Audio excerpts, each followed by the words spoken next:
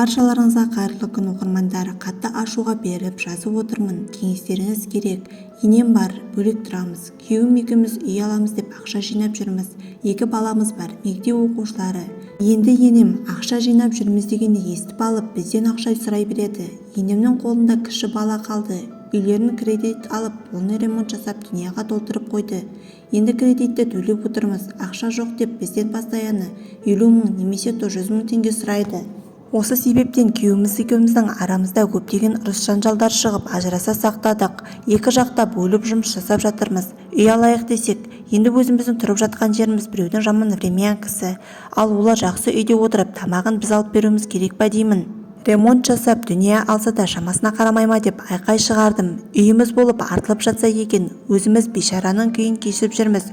Үйге ақша жинаймыз деп, бір күн тамақты етпен жесек, 3 күн етсіз деп жүрміз. Енем қайта-қайта сұрайды. Еркек адамға бәрібір екен, қитетсе менің анам бауырыма қарсы қойма деп алдымнан шыға келеді. Әрине, басында 1-2 рет бергеніне қарсы болмадым. Содан кейін қашанғы шыдаймын. Осы бауырлармен енелерді түсінбеймін.